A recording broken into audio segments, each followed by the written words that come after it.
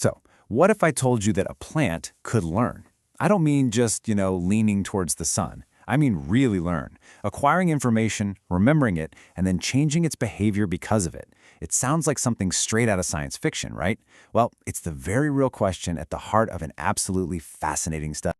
We're all used to thinking of plants as, as part of the scenery. They're just kind of there. They're passive, they grow, they react. But what if we've been underestimating them this whole time? It's a pretty wild thought, isn't it? Could a plant actually learn from experience in a way that we've always assumed was reserved for animals? Okay, let's dive right in. To test this radical idea, scientists needed the perfect student, and they found it in Mimosa pudica, better known as the sensitive plant. Its whole claim to fame is that really cool defense tactic you see here. You touch it, you disturb it, and its leaves just snap shut. It's a super clear, observable behavior, which makes it absolutely perfect for an experiment like this. So how do you even begin to design a class for a plant? Well, you start with the most basic, most fundamental kind of learning that exists, something that even the simplest organisms out there can do. And that concept is called habituation. You're actually doing it right now.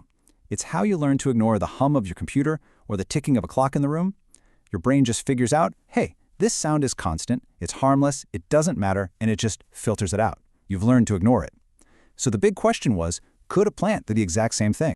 To find out, the researchers had to get creative. They essentially had to build a classroom for these mimosa plants, a way to give them a consistent, repeatable lesson over and over again, just to see if they'd eventually catch on. And their setup was just brilliantly simple.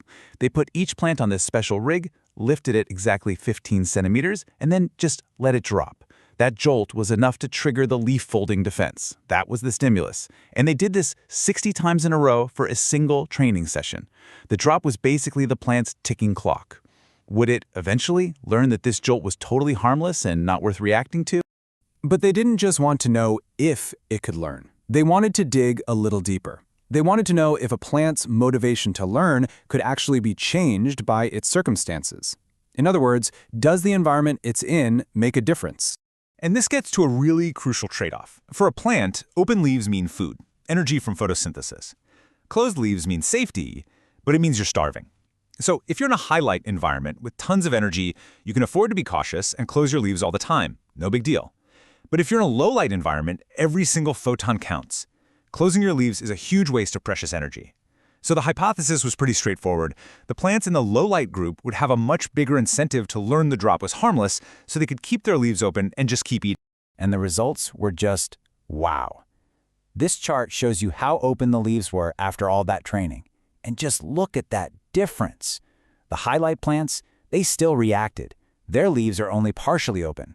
But the low-light plants, they learned way faster to ignore the drop, keeping their leaves almost completely open to soak up every last bit of that light. So here's the kicker. They learned faster when it really, truly mattered for their survival. Okay, so this is all pretty compelling stuff. But a good scientist always has to play devil's advocate. They have to tackle the biggest counter-argument. What if this isn't learning at all? What if the plants are just getting tired? This is the key question you have to ask. I mean, maybe the internal mechanism that makes the leaves close just ran out of juice after being triggered 60 times. How can you possibly prove that the plant is making an active, selective choice to ignore the drop, instead of just being physically exhausted and unable to move? The researchers themselves put it perfectly here. See, true habituation isn't just passive fatigue, it's an active learning process. The organism still perceives the stimulus, but it makes a conscious decision not to react, all while staying alert to other things. It's a choice. So to prove this was a choice and not just exhaustion, they designed a really clever follow-up test.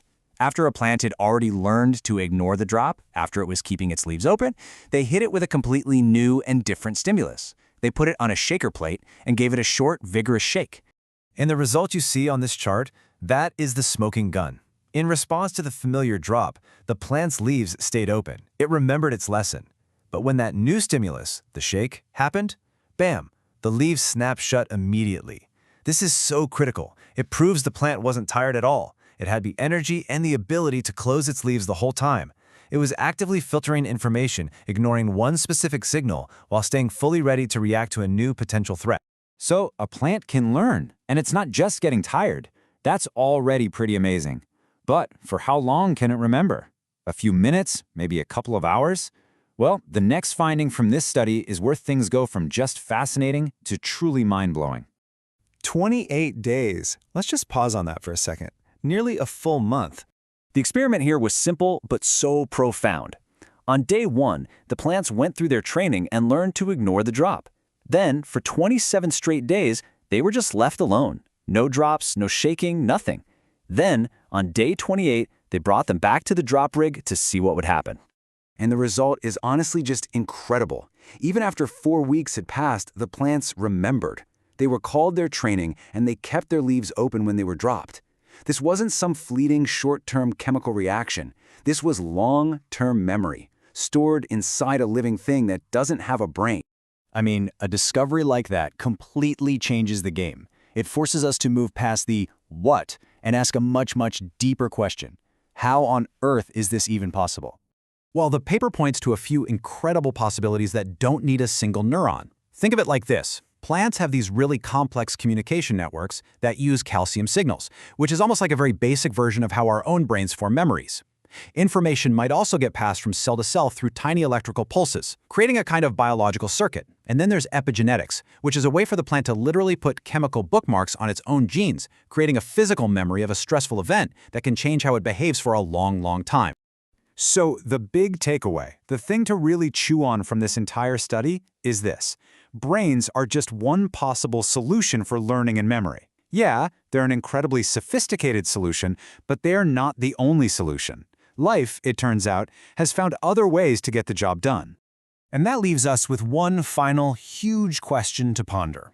If an organism can perceive its world, learn from experience, form long-term memories, and even make risk-based decisions to help it survive, all without a single neuron to its name, well, it forces us to totally re-examine our own definitions.